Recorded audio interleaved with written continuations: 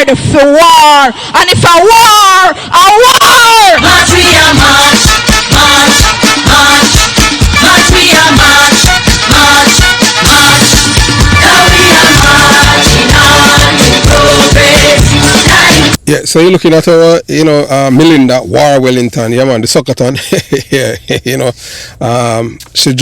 she had declared war, against the Jamaican people. So if you're on a PMP, LGBTQ plus criminal organization supporter, yeah, she had declared war against you. So she had declared war against Jamaican people and people who choose Jamaica. So there was a shooting at a GLP rally. At the time, Lawrence Rowe was about to take the stage at a GLP rally, and then volleys of gunshots echo out. So we don't know if it was him. The message was sent out to, or they were trying to intimidate him. Some people say the rally was kept in a PMP enclave in Kingston Central because the GLP expand their base. Parts of Kingston Central that used to be PMP, they have turned to GLP because they said that the GLP government, the infrastructure and all kind of thing, their lives have been better. And them say no, them now go back with the PMP because the PMP is a criminal organization and all them do is create criminals and breed criminals like chinks. And they have seen where their lives have been much better. So we're going to let you watch two videos. One, you're going to, listen to Cliff Hughes from Nationwide. I would tell that the only station in Jamaica we have any faith in. Because the rest of them, they're all a part of the. We no afraid, we no see no one where we afraid of. We no afraid, we no see no one where we afraid of. Yeah, this is Everton Blender. It's all about the young police from Jamaica, seeing Young Police Channel. Big up yourself, Everton Blender said that. We no afraid, we no see no one where we afraid of. If you are tired of seeing criminals get away with murder, tired of hearing excuses for the wicked, then it's time to take action. Hit that subscription button now and stay in the loop with the Jamaica Young Police Channel. We are not here to sugarcoat. We are here to expose the truth, bring justice, and make sure the real heroes get the recognition they deserve. Don't wait for the change. Be the change. Subscribe, like, and let's make some noise and hold those criminals accountable. Justice in action. Speak up. Crime must fall. And remember that we have go inside this description box and you'll see various links to various things for the Jamaica Young Police Channel. JamaicaYoungPoliceChannel.com, where you will see articles and stuff like that. Those who like to read, and we continue to give you guys exceptional material over here. So, moving on. Yes, welcome to the Jamaica Young Police Channel. To our loyal viewers, subscribers and Patreon member.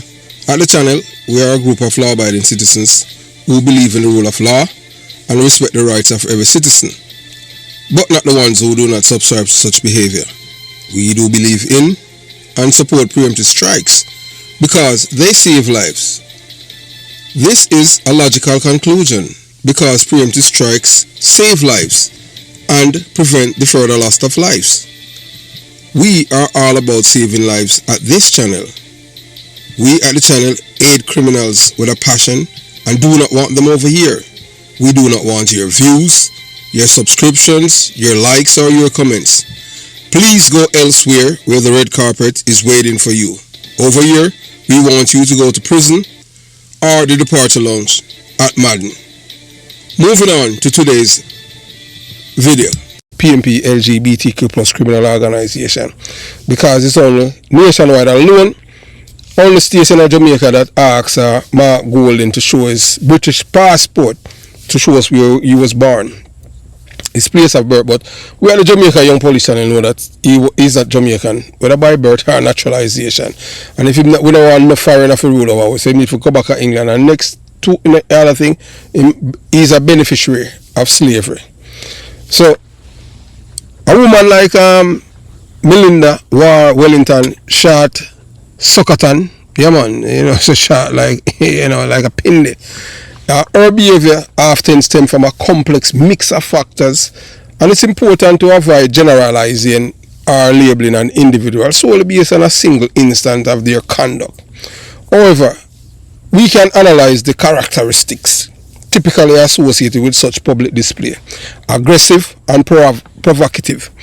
The most evident characteristic in aggression: this individual is intentionally provocative, aiming to incite strong reactions, I should say with passion, whether agreement from like-minded individuals or outrage from opponents.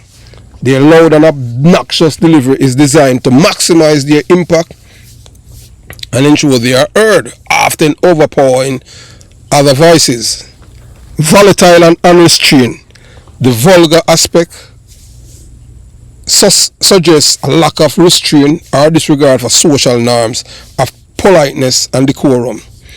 This could indicate a volatile personality or someone who is deliberately choosing to use shock value to amplify her message. She might feel that conventional forms of communication are ineffective for the urgency of intensity of her beliefs.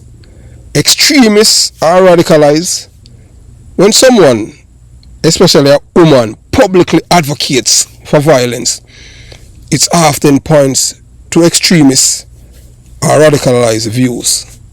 This sometimes doesn't necessarily mean they belong to a formal group, but their ideology likely falls outside mainstream political or social discourse.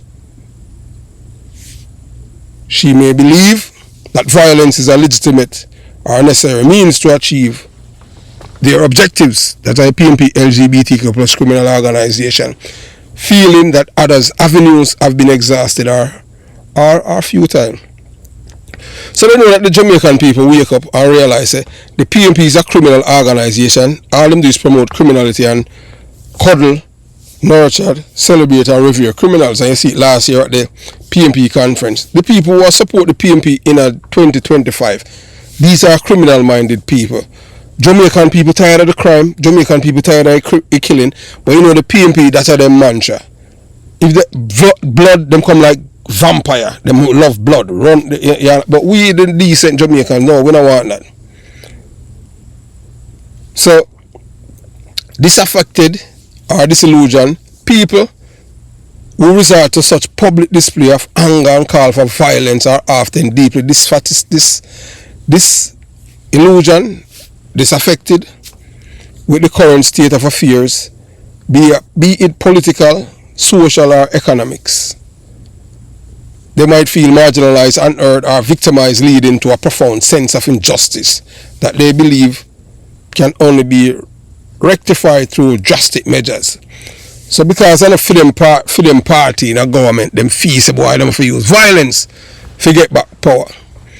So what she's doing now is seeking attention or validation, while her primary goal might be to instigate change or express anger.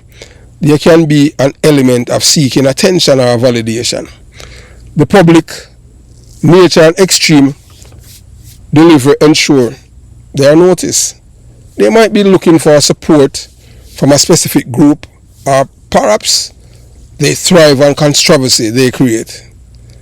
Highly emotional and passionate, the loud and obnoxious delivery can also reflect an individual who is highly emotional or passionately committed to their cause. Their anger or conviction might be so intense that it overrides any impulse or measured or calm communication. This passion, while potentially misdirected, can be a powerful motivator. Authoritarian or intolerant tendency. People advocating violence often harbor authoritarian or intolerant tendency. They may believe their viewpoint is the only correct one, and that those who disguise or disagree are enemies who deserve to be met with force. And that's how the PNP LGBTQ plus criminal organization, that's how they mantra from day one. born and raised in a belly, be so may I tell you. So this can be coupled with a lack of empathy for opposing viewpoints. So these people are communists, just like how you saw right now in America with Donald Trump. But if Donald Trump know history, understand how history work, them try it in Germany and eventually it fall, and them dismantle the entire thing. So this is just a phase of the people them are go through in America. So potential underlying factors, delving deeper, the reasons behind such behavior can be multifaceted. Personal grievance or trauma. Sometimes a person's extreme views and aggressive public behavior can stem from personal grievances, past trauma, or perceived injustice that have profoundly impacted their lives. So, based on the information received and obtained that this woman, her partner, her man was she there with, him a drug dealer. You know, so drug dealer, them violent, you know, convicted drug dealer and a deportee. I don't know how somebody and how she, but in the PMP, if you're a criminal, if you have any form of criminal ties or criminal conviction or ties to criminality, you're good to go for represent the party if you become lawmaker. I don't know which other country where you have criminals or lawmaker or people who are offspring of criminals to represent a political party. Under the PMP, you have Angela Brownberg, her father was the most wanted man in Jamaica. Anthony Tiga Brown. Then you have Danishka Williams, whose father, Danai Williams, is a known Dan. Them call him the King of East. The amount of people that them and them get killed at his base. But his time is coming, because if him thinking he must suffer before him dead. Yeah, I tell you that. You're going to suffer before you're dead. You and Skendan. Skendan behave like him innocent. Him not innocent. Whole heap of people them man met. I mash up all Manchester. PMP again. Anywhere them go, them mash up people place. And cause you understand, old people complain that before this man come venture into Manchester, Mandeville, Manchester, the place was calm. Georges Valley, he mash up the place with gun thing. Nothing empowering or positive for the youth them. You understand? So group influence or ideological indoctrination. The individual might be a part of a group of movement that promote violence as a legitimate tool. That's how PMP do, you know. Mark Gumabir Golden, remember I said them started over Portmore where them kill Sweeney and Rum Punch. It started from this and arson. And that's how we found out that he was born in England, in Britain. If that never happened, you know, he would have cool. Nobody would know say man a Jamaican. Same with us. That's like how Michael Manley born in England. I will do a follow-up video on that because we had spoken to one of Natasha Manley's friend, one of our friends who go school with her in England. So you hear that later. But there's so much work we have to do over here. And it's yours truly. So the individual might be a part of a group movement that promote violence as a legitimate tool. They could have been indoctrinated into an ideology that justifies such actions, and their public display is a manifestation of their commitment to the group's principle. PMP is a criminal organization. All them do. Remember, when you're a criminal, first you have to be dishonest. Criminals now have a conscience, them believe in honesty, truthfulness, decency, ethics, morality, all like good things them. Anything to do with criminality, check. Killing people, check. Lying, check. Them even thief from them own self. Same PMP them thief them own money. So you can't give them, make them control the money. We are telling that. So mental health consideration. In some cases, underlying mental health issues such as severe mood disorders, personality disorders, or even psychosis could contribute to unrestrained, aggressive, or socially inappropriate behavior. So you know, so people when I PMP them have a social problem because them don't know how to behave socially. So anyway, if you're at a venue and Jamaicans are there, you can identify the people them who come from PMP background. Them always behave obnoxious and belligerent. May I tell you, seeking attention always. So them have a psychosis. Them have psychosis. We're not psychologists, but we are tell you. However, it's crucial not to pathologize all extreme behavior, as many individuals with strong radical views do not have mental health disorder. desire for social change misguided. While misguided and dangerous, the individual might genuinely believe that our call for violence are necessary, evil, to achieve what they perceive as crucial social or political change. They may feel conventional methods have failed and that only extreme measures will bring about the desired outcome. So remember, when a woman who publicly calls for violence in loud, obnoxious and vulgar manner is like someone who is aggressive, provocative, possibly radicalized or extremist and deeply disaffected. Her behavior could be driven by intense emotions or a desire for attention, underlying personal issues or strong ideological convictions. While understanding the potential reason is important, it does not legitimize or condone the act publicly calling for violence, which has serious societal implications. So that's we are talking about our little midget friend. So now we are making you listen. Yeah, man. After the introduction, then we are making you watch, you listen, and you decide. You hear, Cliff Hughes talking to a man. I hear about the gunshot them and 1 and 2 little things. So you watch, you listen, and you decide. And wide. Yes, he joins us now. Good morning, Ricardo. Good morning, Cliff. Good morning to the listeners. I gather you're somewhere off island on leave? I am on leave. I am on the island, though. Oh, well, you have work to do now. Tell our listeners the lead up to the gunfire last night. Yes? What did you hear? What was the reaction of the crowd?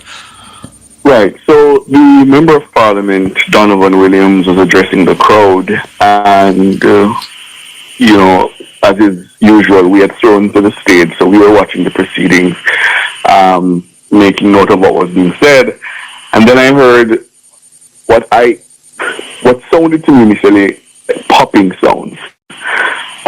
First, I think I heard 2 which were faint, and then probably 2 or 3 more that were louder. And then the crowd behind the stage started running, scattering in all different kinds of directions. And then it took me a minute to realize that those were gunshots.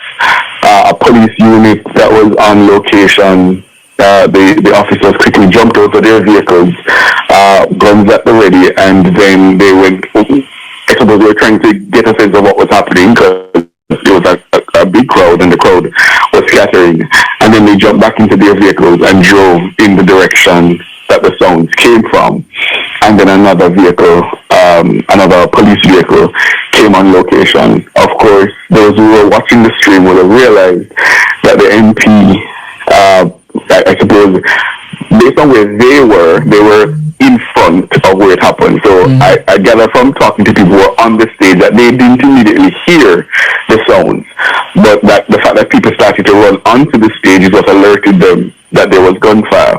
And he ducked down, and then of course those who were watching the scene, Lawrence Rowe and I think Fabian Brown, who was chairing the proceedings, looking in the direction of the sounds, and then appealing for calm as people started to get agitated. Mm-hmm. And where was the meeting? Where in Central Kingston was the meeting? So it was at the intersection of Hitchin and Great George's Street. Hitchin, right. So St. Matthew's Anglican Church was a key landmark. So we were in the parking lot of the church, and then the stage was facing, I suppose, what would be Great George's Street, and the Labour Right were sort of crammed into it. Sort of like a lane, Labour Right were crammed into it. So it was pretty densely packed, and then because it was so densely packed, you had a lot of people who had come on a little later, so they were behind the stage. So from where we were sitting, we were seeing the back of the stage, and then the crowd was in front of us. Mm-hmm. And for how long was the incident lasted for before order was restored? I'd say probably a minute and a half. I mean, after the initial scattering and the appeal for calm, there was a sense of defiance You know, people were saying, don't run, stand up. Now, mind you, I'm not used to hearing gunshots, so as you can imagine, I was a little bit taken aback. But people were saying, you know, remain calm. And then the chair of the meeting quickly called the meeting back to order, and the MP tried to power through it. I mean, if you watch, you can see that he was clearly uncomfortable as he continued. But the disruption wasn't very long. Yes. And I think that was also as a result of how quickly the police responded. They really, because they were parked just beside where we were sitting. And the moment the sound started, they alighted from the vehicle in a split second, weapons at the ready. And then once I suppose they scanned the situation because the crowd started running, they got back into the vehicle immediately and drove in the direction. Yeah. Well, thankfully, no one was injured. And we're learning from Superintendent Williams this morning that it was an altercation between some men nearby, but it was politically related or motivated. That is... It wouldn't have been very far from where the stage was. As I said, I heard them very, very clearly. The sounds were very clear. And the crowd ran from where the sounds were and to the point that some people ended up onto the stage. Yeah. And you would have heard the sentiments expressed by members of the crowd last evening. What were those like, Ricardo? Right, so one of the things that I quickly picked up when I got there was Labour were saying for them to be having the meeting at that location, they considered it to be a historic sort of thing and an indication of their dominance, I suppose, or emergence as a strong political force in Central Kingston. Because what I gathered from them is that they wouldn't normally in the past have been able to gather in that location, right? And they thought it was a sign of progress and the fact that their political organization was strong to be able to have a meeting there. But there was a defiance. After it died down and, you know, they were milling around talking among themselves, there was defiance that they won't be intimidated and they would continue to have their meeting and they did. I mean, the Deputy Leader Desmond McKenzie, when he took to the stage, he really had a message of unity and peace, saying that he doesn't want any war and he's urging everybody to get home safely, not to be provoked, not to respond. The Member of Parliament said similar things, and of course you'd have heard the MP Diavaz, who was in the news from West Portland, he's saying that they're not afraid of gunshots. So there was defiance and there was also a call for unity and calm. Yeah. Well, on the stage itself, I gather the former PNP caretaker turned Labourite, Lawrence Rowe, stole the show. Yes? He's quite a character. Well, let me play for all listeners, yes, the video and the audio of what Mr. Rowe said last night from a GLP political platform in Central Kingston. And I was never afraid then, and it was never a secret. So anybody feel as if I was hiding anything, all of you in Central Kingston know that I supported Donovan then. And I told the PNP that I was supporting Donovan. They tried sending me to Eastern St. Thomas to help Fenton Ferguson. Then they sent me to West Rural St. Andrew in the Reddit division. I had to mobilize my own money to finance my stay there. But I knew then deep down that I had to come home and vote for Donovan. And I didn't care about it. And when I walked to the polling station and the PNP was just right there, I walked right past them. So I never treat them. I step right in. And when I marked that ballot, I kissed it and said, this is it. Because I have never ever voted for a loser. Jamaica, nobody back down, nobody fighting in a city and Labour ride. Nothing no shake the vote because a woman will lie in a city and Labour ride. This is the come down green, represent your bride. So, I say a little man who I don't know where I'm born came here and took some liberty with me. I talk about shenanigans and real man. Let me remind him I protected you politically and in business, saved you millions of dollars when some who are now in Central St. Mary bled your company, and all I received was a text message and a report for work and protect my investment. I protected you politically when I had to fork out over $500,000 to sponsor your nomination, and I had to wait for months, and up to now I don't get my full reimbursement. How dare you? I have the email thread to prove it. The shenanigans that I did to protect you and the signatures that I had to sign allowed you to remain president of the PMP today. When the conference concluded, a resolution allowed the leader not to be challenged for 2 years. When that passed, I moved a motion to reconvene conference, and you are now president today, and you cannot be challenged until after general election. Middle that. I wanted to release the poll findings since I was candidate for Central Kingston. Neither you, Damian Crawford, Lisa Anna, Peter Bunting, and all the brand names in the PMP never poll as high as me. Mark Bowling, your time has expired. I told you on the 4th of January that you're wrong to trouble me, and I will give you a political backsliding. One and two less. Certain liberals. Wow. Ricardo? What if you could make every second count? Noble Panacea, a skincare brand created by... Yes.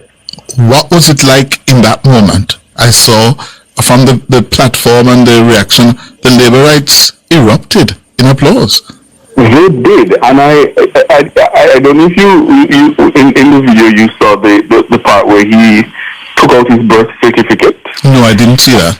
Yes, he began by taking out his birth certificate, displaying it to the crowd, and saying that, he was clear that he was born at Jubilee, and that he's a son of the soil, specifically of Almontown, and that's one of the things I picked up as well, that he is very popular among both the comrades and the labor rights, because while he was a comrade, the labor rights were saying they know him, they've known him from he was a boy growing up there. He got quite a reception, to the point where I think he was the only speaker who got, what would they call it, a bottle torch, when in the dance hall, when songs are being played and they use the torch. He got that kind of reception. The labor rights were very welcoming of him.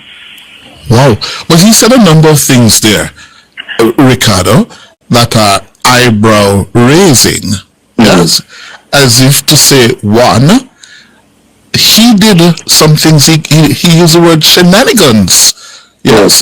To have Golding's leadership survive, and signing signatures, plus, moving a motion to have conference reconvene so he could get the 2 years that he needed not to be challenged. I think, quite apart from the use of the word shenanigans, I think it had come to light that he was a central force that I suppose you'd call them the Rise faction of the People's National Party had relied on. So I don't think that was necessarily new information. I think what was new is that he's saying he has taken offense to how they've gone about treating him since he decided I suppose I would say to publicly make known his support, because he also said that in 2020 he voted for the Labour Party. That would have been against Imani Duncan Price. Against Imani Duncan Price, he said that. And it was known that he was opposed to Imani. Right, but he also said that he was also opposed. His drift started from Ronald Faith, making it known that he had sought to challenge Ronald Faith in the constituency. So he was trying to say that in this position of becoming a Labourite, as it were, was not new because he was already starting to drift from the People's National Party from before the 2020 general election. Yeah. Well, interesting. Now we're going to have more of these. But Mr. Rowe seems as if he's not going away. Not going away at all. And I suppose the Labourites will attempt to use him in the Almontown division for their organization. Yes. Thank you very much, Mr. Brooks. Go back to your leave. When I was coming up New Street, Desmond, and I turned to come up to Hero Circle, I see some Labourites that go down the road, and them say, boss, nobody go up there, you know. The man, them a fire up a whole heap of shot. They say, oh. When I come close, I see a police car. I say, boss, be careful. I say, no worry yourself, man. Let me tell you something. They are so desperate, Desmond, that they are prepared to do anything. But we're not afraid of gunshots. No time at all. I'm on a rush them like a pit bull. Mix with a rattle. Have them like a rifle. Mix with a shotty. And over them, have them watch you like a sheep. But it is a sign and a signal. Take sleep and mark that. When I was coming up New Street, Desmond, and I turned to come up to Hero Circle, I see some Labourites that go down the road, and them say, boss, nobody go up there, you know. The man, them a fire up a whole heap of shot. They say, oh. When I come close, I see a police car. I say, boss, be careful. They say, no worry yourself, man. Let me tell you something. They are so desperate, Desmond, that they are prepared to do anything. But we're not afraid of gunshots. No time at all. I'm on a rush them like a pit bull. Mix with a rattle. Alright, settle down everyone. Things under control. Let's get back to the meeting. Don't let them distract us, you know. Yes, they try it. They try it this evening, you know. And we're not going to allow it, you know. They're trying it. Because they know say Labour Party river come down. Bang to bang. And so they're going to do everything to distract us. Yeah, so you're looking at our little midget, you know, Melinda War, Wellington, short, Suckerton. Yeah, because you know she short, and you see her look on them. Like she, you know, in time she bend her knee I touch the ground, you know, so I don't know where them by. You know, in America, you know, the Mexican, them have them own store, you know, call them short. But she's not a Mexican, so she may be a, you know, Mexican, Jamaican. So Jamaicans reject imported violence and stand for Jamaica's future. As a pro-Jamaican, I truly believe that we are turned the page on this kind of disgraceful, divisive and destructive behavior. We endure decades of political violence, garrison politics and imported ideologies that tore families and communities apart, even the entire island. I thought those dark days were behind us, that we had learned the painful lessons of the past. Yet here we are again, witnessing the same vile rhetoric and reckless behavior being revived and injected into our society. And who's at the center of it? Mark Golding, another British citizen masquerading as a leader who has done nothing but import the worst kind of toxic politics back into Jamaica. It is painfully clear that Golding, like his predecessor, Michael Manley, has no real allegiance to Jamaica. His loyalty lies elsewhere, to foreign ideals, to imported radicalism, and to power at any cost. Violence, vulgarity, and chaos seem to follow wherever he and his PMP, LGBTQ plus criminal organization go, like bedbugs. Yeah, chinks, hiding in the crevices of our democracy, feeding on the people and leaving behind only pain and ruin. We Jamaicans must wake up and realize that this is not just political theater. It is an attack on the soul of our nation. Imported violence, a betrayal of our people.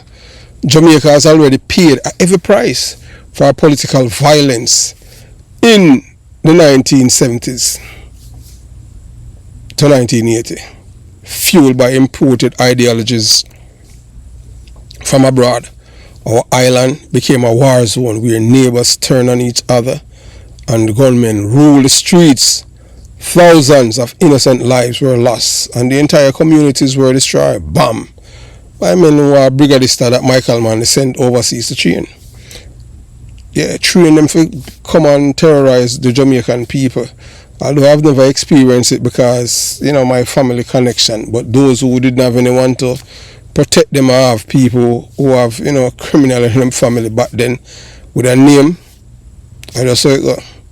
And yet, instead of fostering peace and unity, Mark Golding seems determined to drag us backward, to reinfect Jamaica with the same divisive foreign-bred violence that we fought so hard to overcome. Mark Golding is not just a British citizen on paper. He represents a foreign mindset that has no place in the leadership of Jamaica. We cannot allow someone who need a visa to visit Jamaica's deepest truths, our struggles, our sacrifice, and our dreams to lead us into another era of bloodshed. If Jamaicans want to visit the United Kingdom, you have to get a visa. So Owen Gadget, a man who born in a Britain, want to come rule with, and we have to get visa for go to him country. And we can just go to his country and become a politician out that because we have people who are very corrupted and are traitors and treasonous. So we say choose Jamaica. Choose Andrew Holness and the Jamaica Labour Party. Now more than ever, Jamaicans must stand firm. We must declare without apology. Choose Jamaica means choose Andrew Holness and the Jamaica Labour Party. Everyone, the 63 members who are running, all of the PMP enclaves them. If you do not vote for the Jamaica Labour Party, you are all traitors and you deserve to suffer. You and your offspring until you're dead. When you're not supposed to get any aid, nothing. Because at no time you're not supposed to aid the enemies. If you vote, all of you know these PMP, LGBTQ plus criminal organization, communities, do not vote against this white man and the PMP, LGBTQ plus criminal organization. You are all traitors.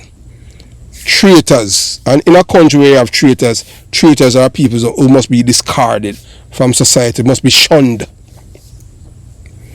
Under Andrew Holness and the JLP, Jamaica has made undeniable progress.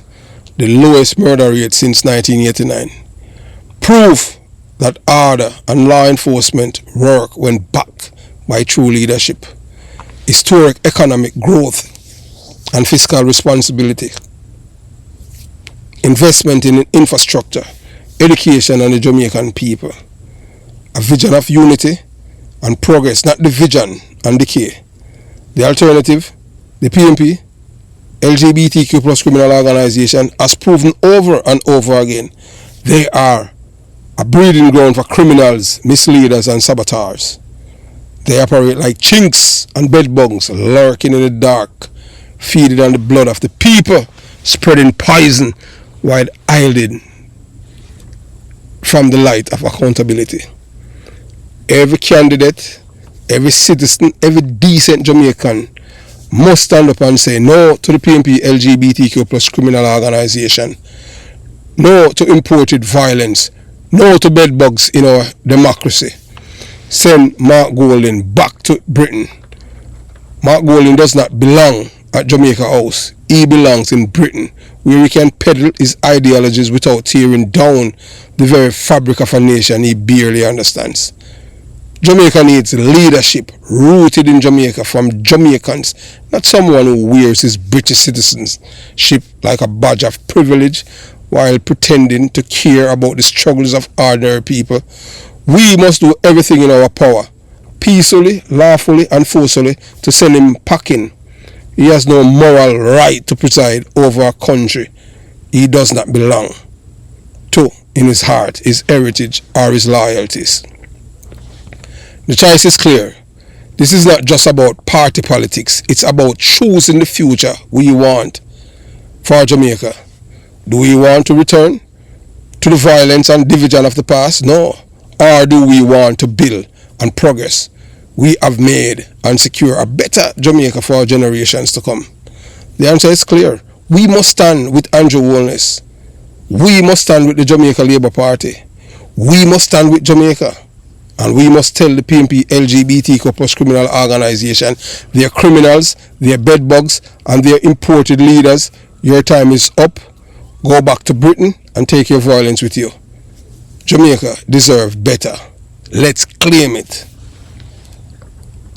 Have yourself a beautiful day. Jamaica Young Police Channel out.